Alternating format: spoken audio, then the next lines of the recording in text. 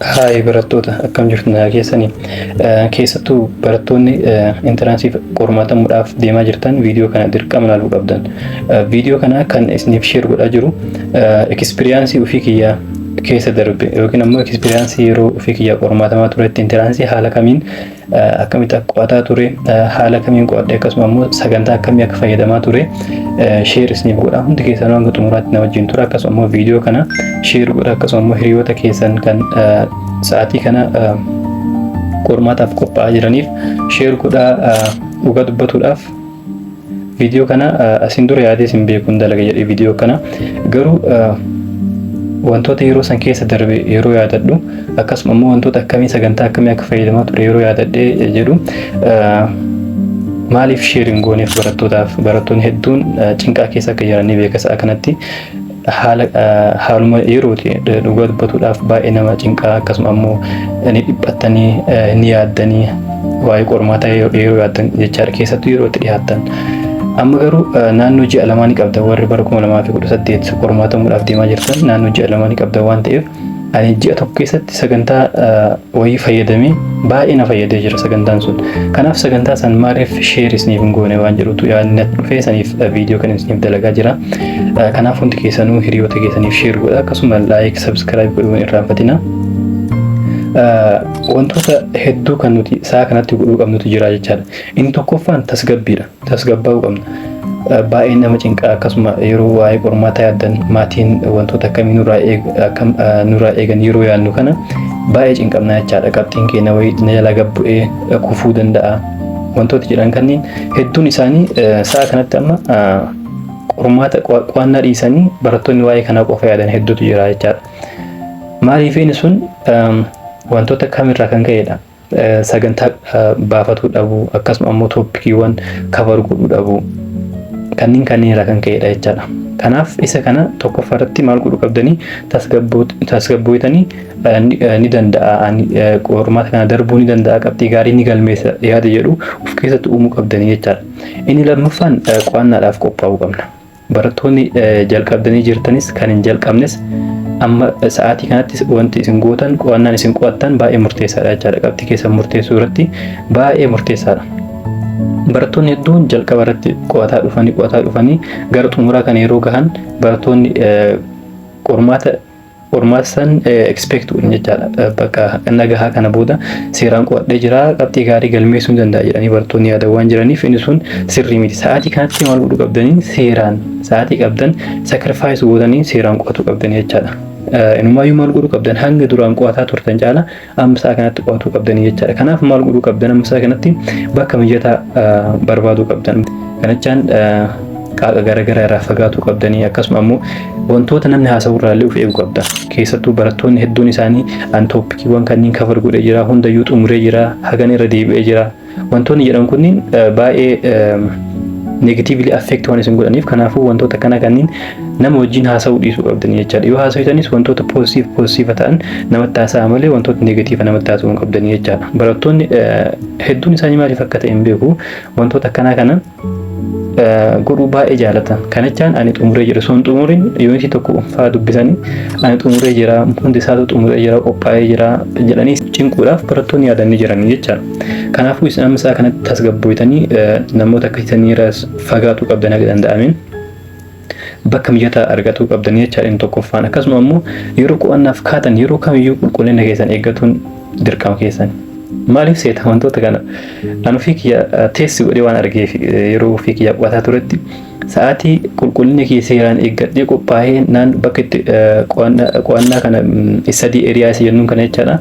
Bakka qulqulleessee yeroo qo'adhuu fi yeroo akkuma ka'een qulqullinni kee osoo hin eeggatiin bakka qo'annaa osoo hin sirreeffatiin qo'adhu garaagarummaa guddaa qaba. Yaadatu irrattis garaagarummaa guddaa qaba jechaadha. Inni seeraan qulqulleeffatanii naannoo keessa bakka itti qo'attan kana qulqullinni isaa eeggatanii yeroo qo'attan kun qo'annaan akkanaa kun baay'ee isiniif turuu danda'a. Yaadatuudhaafis baay'ee mijataadha jechaadha. Inni kun yeroo qormaata irratti seeraan yaadatuu dandeettan. Kanaaf inni kun baay'ee murteessaadha. Inni biraa immoo lower your expectation. Expectationii keessan wantoota waan ofirraa eegan kana qabxii akkamii akka galmeessuu qabdan kana lower gootanii ilaaluu qabda. hanga yaaddanii gaditti yeroo namatti himtanis hanga yaaddanii gaditti namatti himuu qabdanii jechaadha. Wantoota kana haasa'uun isin barbaachisu. Nama wajjin qabxii akkana galmeessaa jechuun hanga hunda waan barbaachisu. Garuu yoo haasawitanis hanga ofii yaaddanii gaditti namatti himuu qabdanii jechaadha. Maaliif isin gargaara inni kun?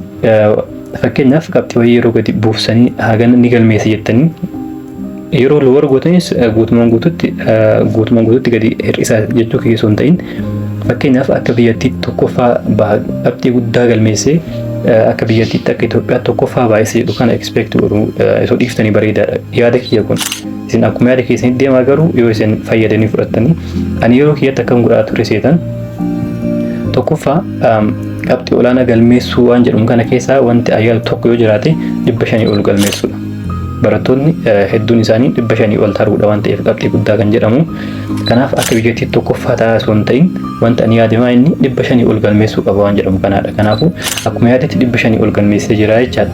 Maaliif isin gargaara? Sun qo'annaa keessan akka sirreessan isin gargaara. Fakkeenyaaf akka biyyattii tokkoffaa baha jettanii yookiin ammoo qabxii olaanaatu galmeessettanii yoo kan yaaddan taatee fi qo'annaan keessa waan haalli isin ittiin qo'attan yoo kan achi hin geenye taate baay'ee cinqamuu dandeettanii jechaadha. Inni kun ammoo baay'ee miidhaa isinirraa gaha waan ta'eef qabxii argattaniitis hin gammaddan waan ta'eef kanaafuu loowar gootanii osoo yaaddanii baay'ee bareedaadha. Inni biraa ammoo qormaan baay'ee salphaa akka ta'e yaaduu qabdan.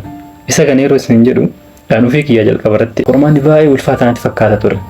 Garuu haala ittiin qo'ataa tures keessattuu ji'a takka yeroo haftutti qo'annaan qo'adhe sun baay'ee na gargaaree jira waan ta'eef isaan sheerisniif godha haala kamiin qo'adhaa turee fi sagantaan akkam akka fakkaatu isa kana isinitti mul'isachaa isaan suuraa yeroo san kaafadhe jira waan ta'eef kanaaf isaan sheerisniif godha jechaadha.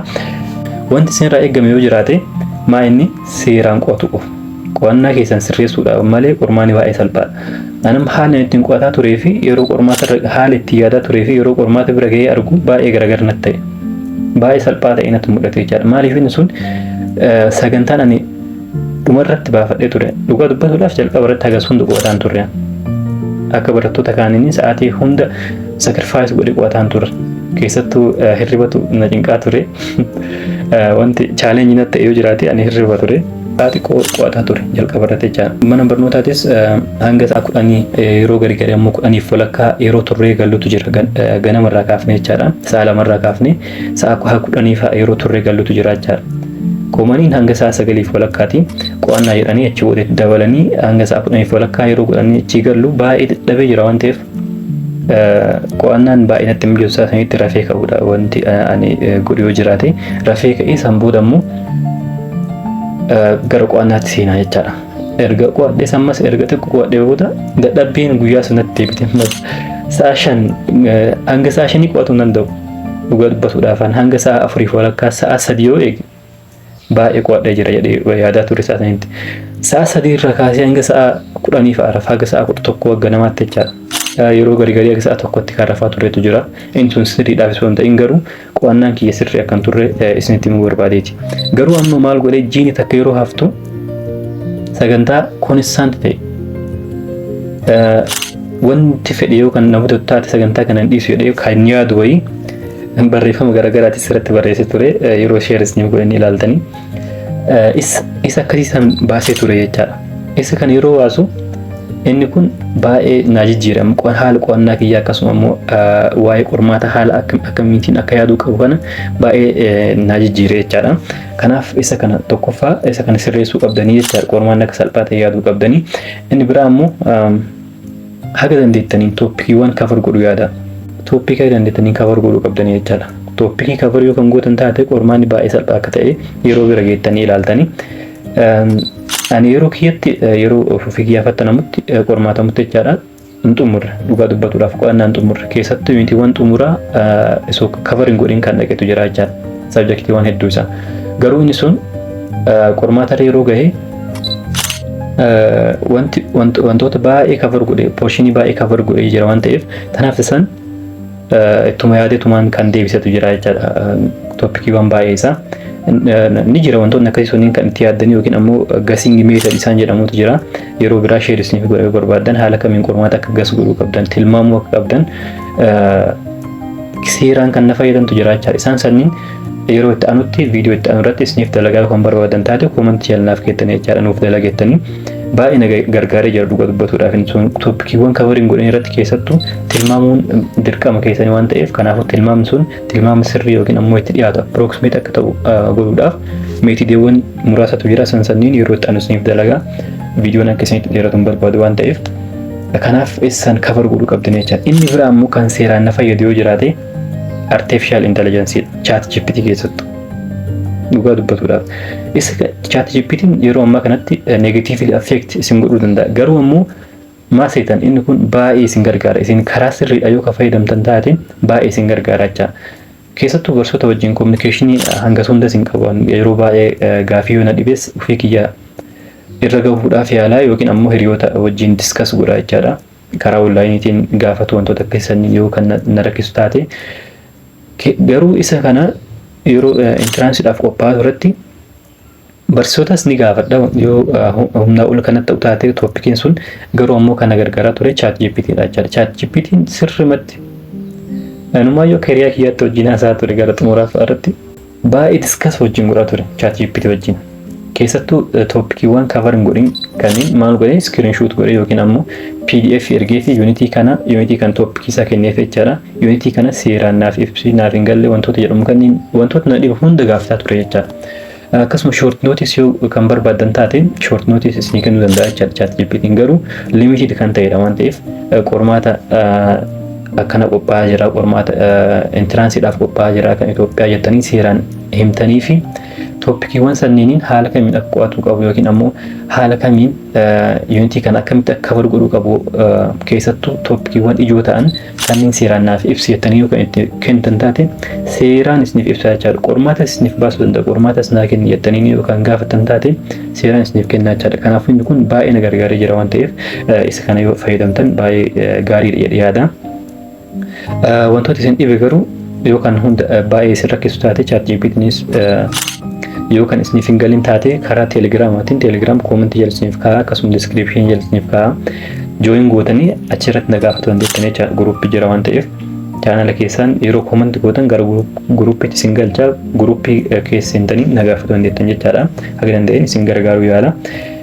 Inni biraa ammoo sooshaal miidiyaadha. Sooshaal miidiyaa namoonni hedduun isaanii dileet godhanii isa isaan dileet gootanis godhuu baattanis inni kun isin irratti hundaa'a jechaadha. Namoonni hedduun kan of kontirool godhuu danda'antu jira sooshaal miidiyaa irraa. Fakkeenyaaf nama dileet godheen ture sooshaal miidiyaa kamiyyuu aktiiv waan tureef sooshaal miidiyaa yuutuubis ni dalagaa, tiktookii fi akkasumas sooshaal miidiyaa biraatis waan dalaguuf dileet godhuun natti mijan ture dileetiin goona jechaadha. Garuu sagantaa baafadhitu akkaan isan ta'uuf tiisu na godhe jechaadha. Kanaaf sooshaal miidiyaa maasiitan keessattuu tiktook yeroo fayyadamtan yuutuubii fakkeenyaaf wantoota gaarii irraa argachuu dandeettan jechaadha. Tooppikiiwwan riileetit ta'e waan isiniif fiduuf yeroo baay'ee fakkeenyaaf waa'ee barnoota yeroo baay'ee yoo kan laaltan taate viidiyoowwan barnoota isiniif fida jechaadha yuutuubiin. Tiktook yoo ta'e garuu wantoota akkamii isiniif fida wantoota nama gammachiisan viidiyoowwan shoort ta'an garuu viidiyoowwan akkasii sunniin maal isin godhisiisan gabaabaadha garuu ammoo attract isin godha sa'aatii dheeraa akka tiktook irra dabarsan isin godha jechaadha. Yoo kan hin daleedni taate tiktookii akkaawuntii yoo kan qabaattanii dalagaan jiran taate yoo dileet gootan baay'ee filatamaadha. Garuu namoonni kiyyaa tiktookis daleedee yoo kan jiraattan taate garuu haga danda'ameen irraa of eeguu qabdanii jechaadha. Isa kana jechaadha. Inni biraa immoo Thanks for watching. Subscribe to Ethio Student for more. Subscribe Ethio Student.